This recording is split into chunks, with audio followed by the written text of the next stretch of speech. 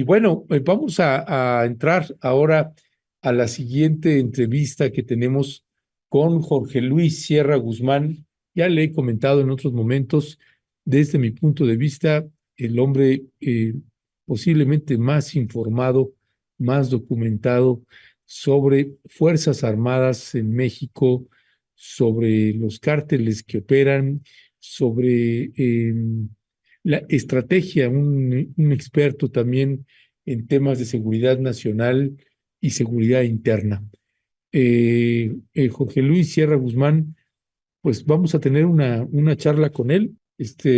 Para entrar con Jorge Luis Sierra, vaya nota que nos parece que esa es la nota que tendría que estar en primeras planas en México, Estados Unidos, por lo menos. Eh, pues liberan a Osiel Cárdenas Guillén. Osiel Cárdenas Guillén, que tenemos por ahí algunas imágenes, él fue detenido en el 2003 aquí en México, en Matamoros. Él fue el creador del Cártel del Golfo y también fue el creador de los Zetas, este hombre que reclutó a integrantes de fuerzas especiales del ejército mexicano. Eran los grupos aeromóviles de fuerzas especiales, los GAFES. Osiel Cárdenas, pues siendo integrante y líder del Cártel del Golfo, los reclutó y de ahí surgieron los Zetas, que se convirtieron en lo que hoy, lo más cercano a lo que más se parece a los Zetas actualmente es el Cártel Jalisco Nueva Generación, por los niveles de crueldad con la que han asesinado también a varias personas, no solamente adversarios, sino han estado también en el tema de la desaparición de personas. Bueno, pues Osiel Cárdenas es liberado en este contexto político en el que nos encontramos con la liberación de uno de los hijos de Joaquín Guzmán Loera y luego la captura del otro conjuntamente con el Mayo Zambada. Pues bueno, ha generado y ha despertado muchas suspicacias. Este, eh, esta situación, pues claro que el gobierno mexicano sigue colocando el dedo pues en la llaga, porque dice, no me está respondiendo el gobierno de los Estados Unidos qué tipo de negociación y tratos está haciendo. Es decir, sigue la duda si el Mayo Zambada se entregó o como lo han querido manejar en los medios de comunicación en Estados Unidos y los abogados del Mayo Zambada que dicen, no, fue llevado sin que él lo supiera a Estados Unidos y además, pues ha ido saliendo más y más información, como el asunto de la placa, que pues resulta que el avión posiblemente no era mexicano, sino era norteamericano y tenía una sobreplaca mexicana puesta en la avioneta que trasladó a Joaquín Guzmán López y a Ismael El Mayo Zambada. ¿Qué significa la liberación de Osiel Cárdenas Guillén en este momento, en este contexto político y en materia de seguridad con el cártel de Sinaloa?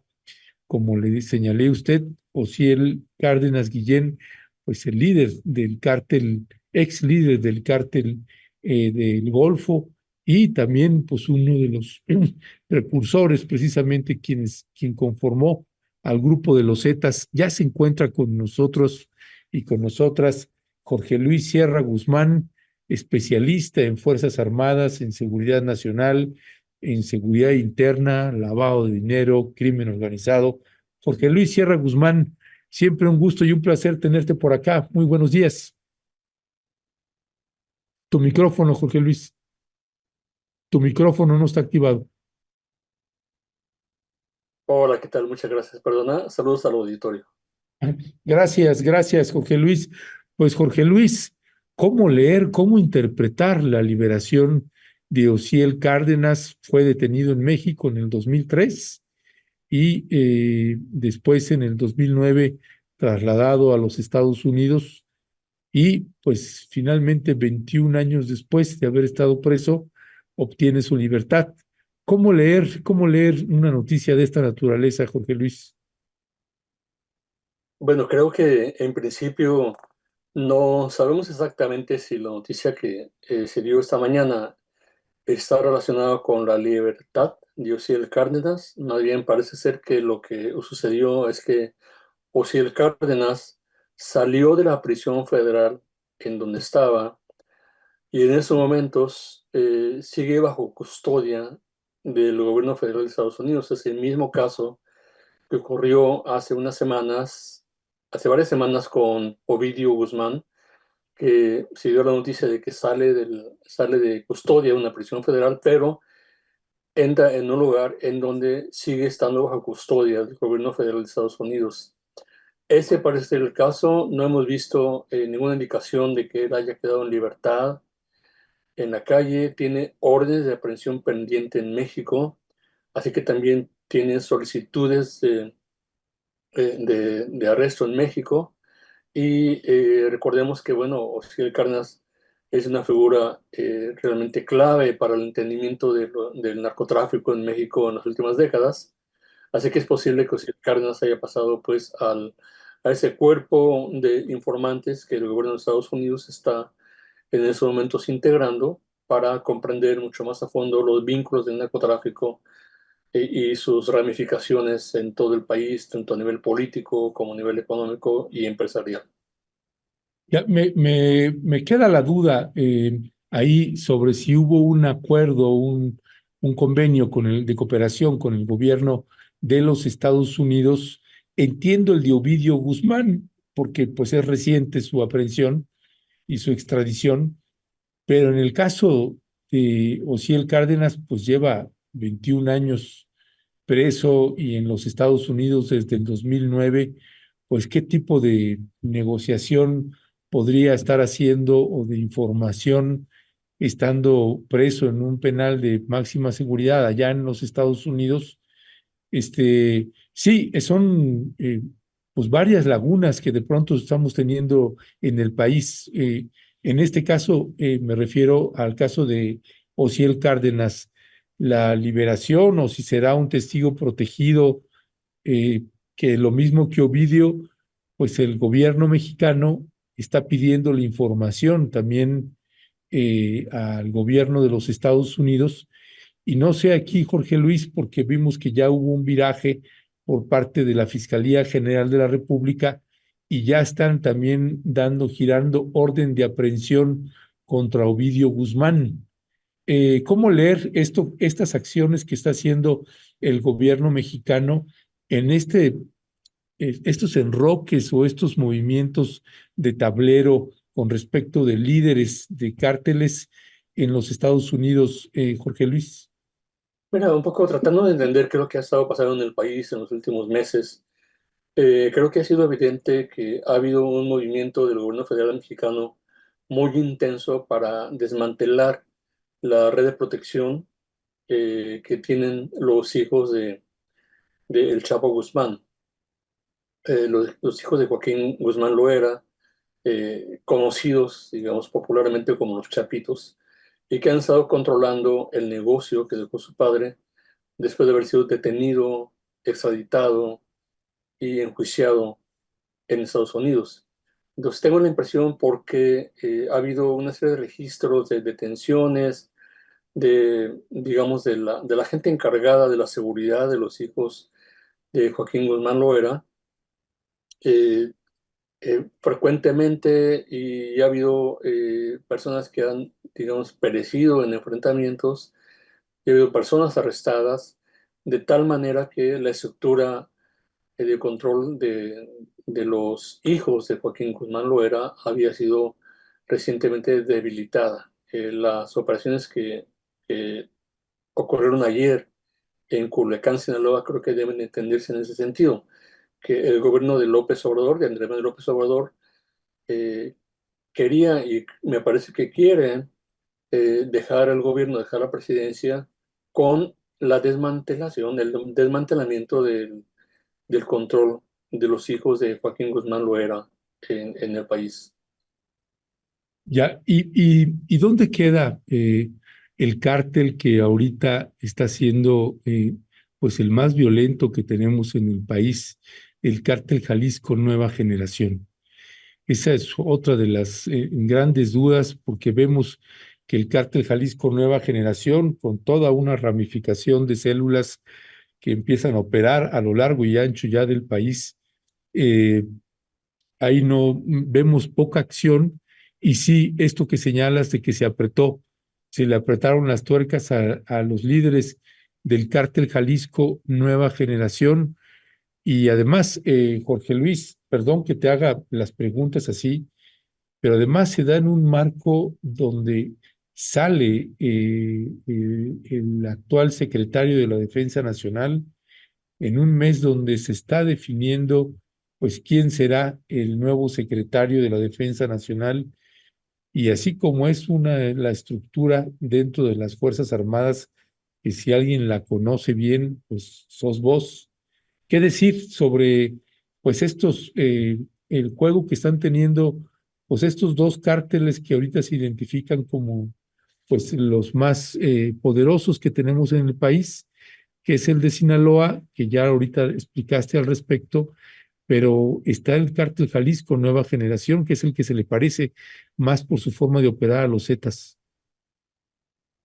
Bueno, claro, el cartel Jalisco Nueva Generación se ha de alguna manera distinguido por su voluntad de enfrentamiento con las fuerzas federales, que era también una característica de los Zetas. Digamos que lo distinguía de otras organizaciones criminales que trataban de evitar el enfrentamiento con las fuerzas gubernamentales, huyendo temporalmente de los lugares que controlaba, estableciéndose en otros estados, tratando de expandir sus redes en otros estados, y después regresar al control de las localidades que temporalmente fueron ocupadas por el ejército o por la Armada de México.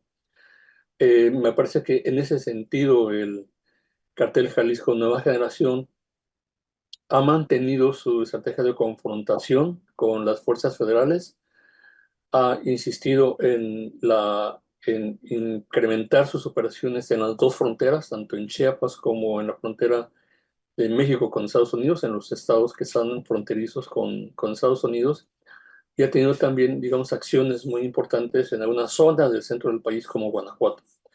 Entonces, el frente que ha abierto el cartel Jalisco eh, Nueva Generación es un frente, digamos, que se extiende prácticamente a todo el país y que ha, digamos, ocasionado, digamos, mucha incomodidad y terror y un clima de miedo en muchas comunidades del país, ¿no? Lo estamos viendo precisamente en Chiapas, como están, digamos, generando un estado tal que muchos habitantes de algunas comunidades de Chiapas están teniendo que salir de sus comunidades y cruzar la frontera y tratar de buscar refugio en Guatemala.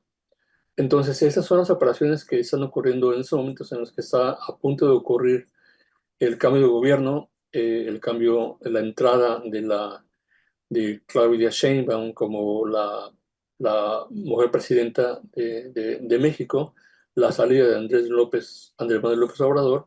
Entonces, en ese momento, lo que estamos viendo es más bien como la expresión de muchos años de incubación de una organización criminal que empezó realmente, digamos, a operar a partir de la intención real que tenía el gobierno mexicano de desmantelar precisamente a los Zetas, porque el cartel Jalisco Nueva Generación nació de un intento gubernamental muy expreso de una realinación de los grupos criminales para tratar de controlar a los Zetas, porque los Zetas estaban erigiendo como una de las amenazas principales que tenían ambos países, México y Estados Unidos, por el nivel de control que había llegado a tener de la zona fronteriza mexicana y porque era una unidad que sabía enfrentar a narcotraficantes, que habían sido entrenados como militares mexicanos a precisamente enfrentar narcotraficantes. Entonces, los Zetas se ven construido como una amenaza y precisamente la persona de la cual hoy se está hablando en los medios,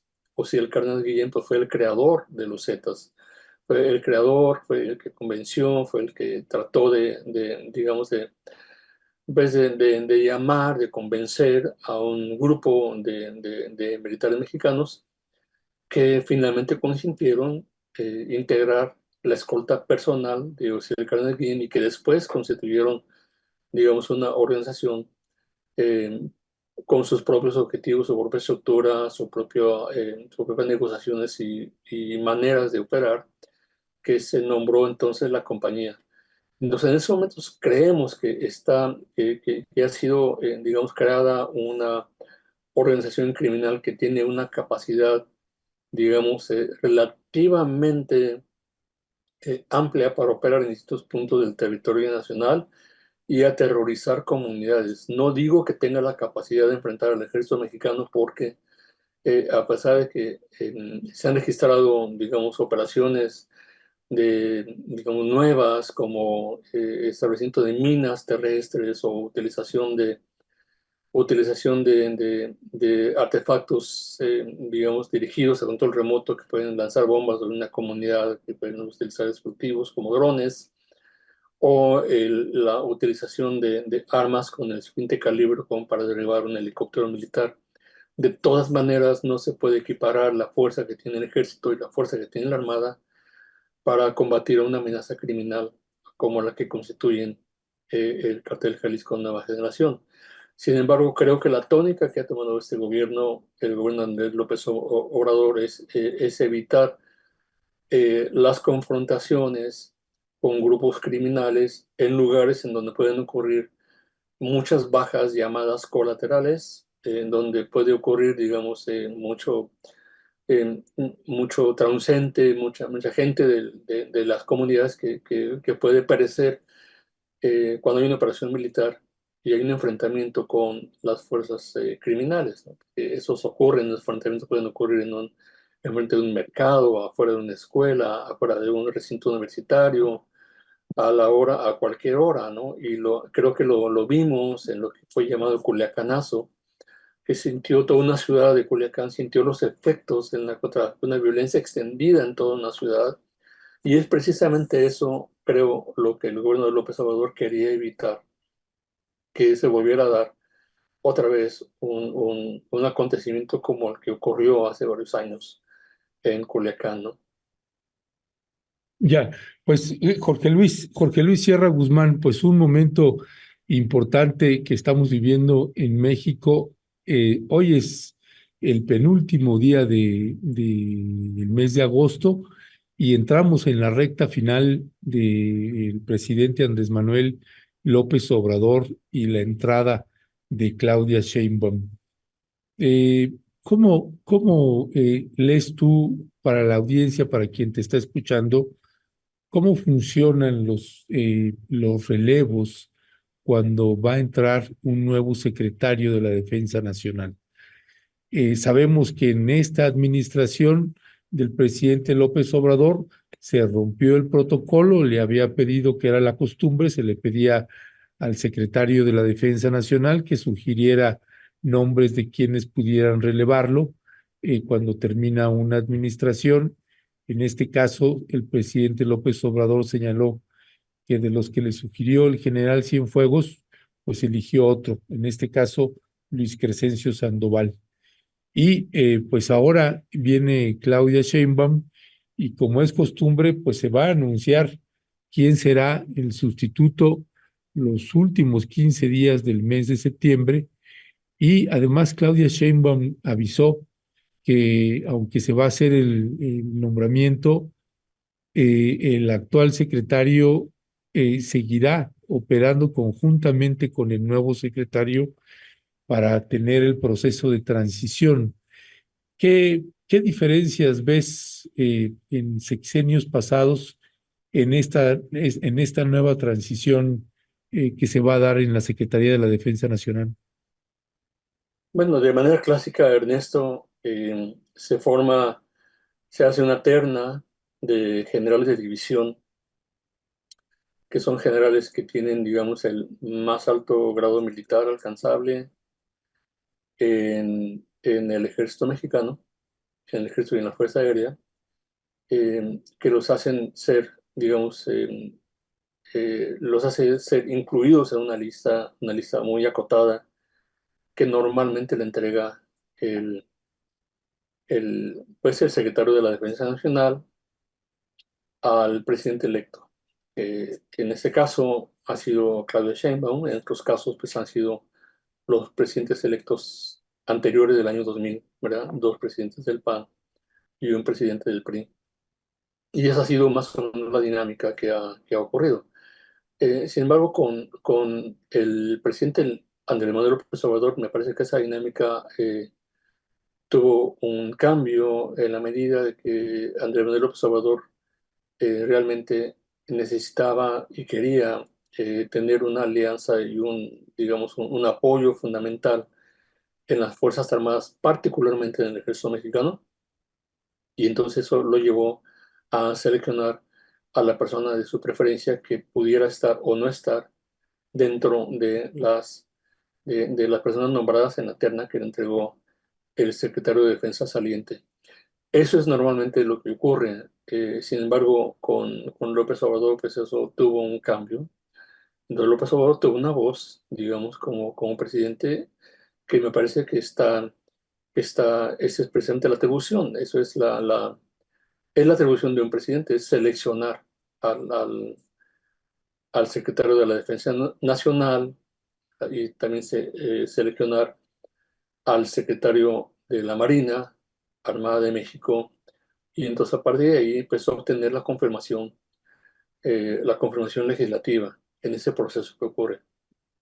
Entonces me parece que en ese sentido el nombramiento del presidente o de la presidenta electa más bien puede seguir las normas clásicas, o puede también no seguirlas, puede seguir la experiencia de López Obrador, y puede ser que entonces Claudia Sheinbaum elija de manera cuidadosa a la figura del próximo secretario de la Defensa Nacional, de acuerdo con las propias experiencias que Claudia Sheinbaum haya tenido en su pasado político. Obviamente Claudia Sheinbaum no ha tenido, digamos, como funcionaria pública, no ha tenido la experiencia de interactuar con las Fuerzas Armadas, pero me parece que ya llevamos pues, 6 años de experiencia de Morena, del partido político en el poder, de experiencia ya con las Fuerzas Armadas, ¿no? Entonces ya se ha creado como una especie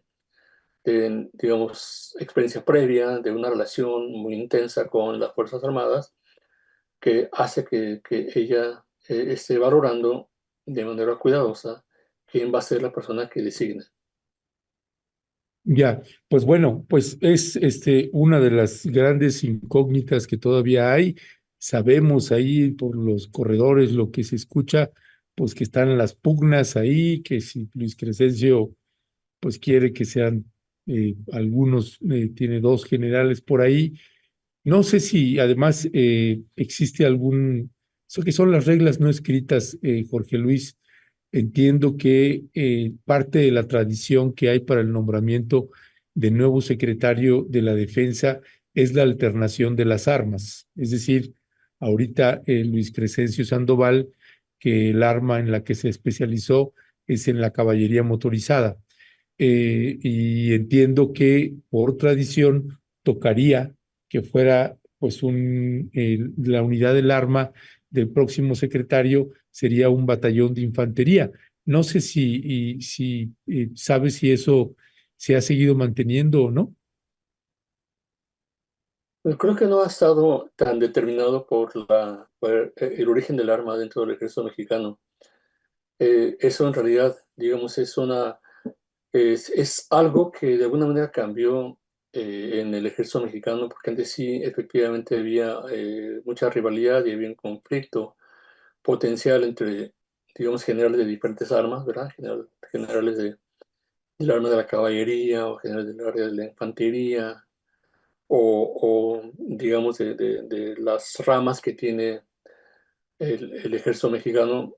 Sin embargo, creo que eso de alguna manera ha ido cambiando. Antes, obviamente, predominaba una de las ramas sobre las demás, pero creo que ahora eso ya no es exactamente algo predominante. Lo que es predominante más bien en esos momentos, creo que sí, efectivamente es la decisión presidencial. Creo que en ese sentido los presidentes se han vuelto, digamos, como más fuertes en ese sentido. No deciden tan rápidamente y pueden decidir o no dentro de la terna que les presenta el secretario de Defensa saliente. Entonces están usando más libertad para seleccionar y ya no seguir, digamos, costumbres tradicionales que habían estado existiendo desde muchas décadas, pero que ahora parecen ser que esto ha cambiado y no es más el contexto en el cual se está tomando estas decisiones. Hay muchos otros factores que habría que tomar en cuenta. Está, por ejemplo, la necesidad de establecer una continuidad, digamos, entre las políticas de defensa de la administración saliente con la entrante, eh, la necesidad de establecer una continuidad, la necesidad de establecer, digamos, la orientación general del presidente López Obrador de regresar a la Guardia Nacional, digamos, a la adscripción completa y total dentro del ejército mexicano y seguir contando con las Fuerzas Armadas como un personaje muy importante en diferentes ramas del país, ¿no? Como, digamos, el control de aeropuertos, el control de puertos, el control ferroviario, la construcción de grandes mega obras en el país, etcétera, que eso es más bien ha sido la tónica que ha tomado este gobierno.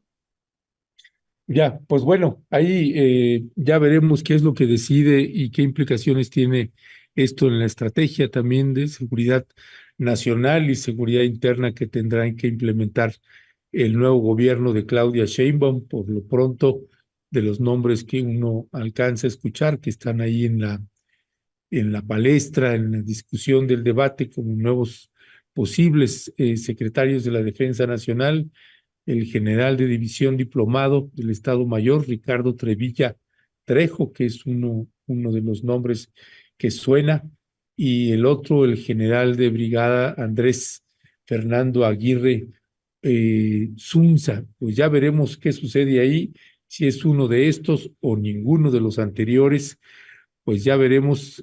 Por lo pronto, Jorge Luis, pues vaya que estamos teniendo un cierre de administración del presidente López Obrador, pues bastante convulso, llegando al grado, Jorge Luis, y con esta pregunta para despedir la entrevista, y llegando al grado, por vez primera, no recuerdo yo que haya sido antes, el gobierno de México, en este caso el presidente Andrés Manuel López Obrador, llama a una pausa en la relación con, dice él, en la Embajada de Estados Unidos en México y la Embajada de Canadá en México, que pues en otras palabras es una pausa de alguna manera con el gobierno de Estados Unidos y Canadá.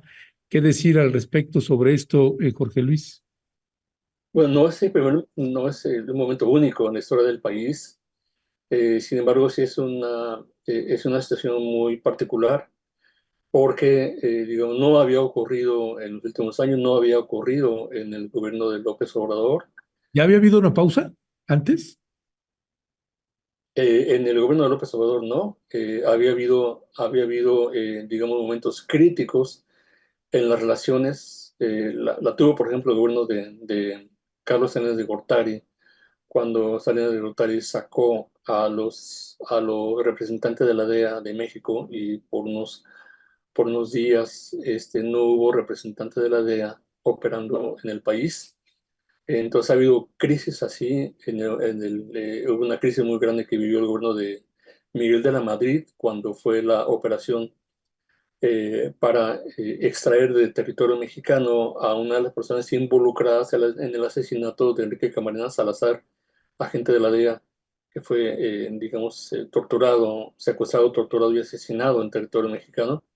Ahí hubo un conflicto muy fuerte. Entonces ha sido, digamos, momentos que han tenido los presidentes mexicanos de roce diplomático con Estados Unidos. En este momento lo que está ocurriendo se debe más bien a varias situaciones. Una es la condición, digamos, política del presidente, en el sentido de que el partido Morena logró la mayor cantidad de asientos, una cantidad, digamos, muy importante de asientos, tanto en la Cámara de Diputados como en el Senado, que puede hacerle posible tomar decisiones de cambio de la Constitución.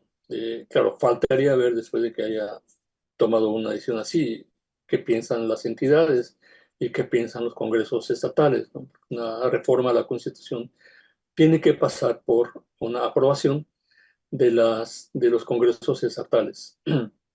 Sin embargo, sí es una mayoría que pudiera tomar decisiones muy importantes en materia constitucional, y la reforma al Poder Judicial no es la única reforma que está precisamente generando este roce diplomático, sino que es una serie de reformas económicas que está proponiendo el gobierno de López Obrador, que sí efectivamente han llegado, están tocando intereses de empresas con mucha capacidad de presión, tanto en México como en Estados Unidos como en Canadá.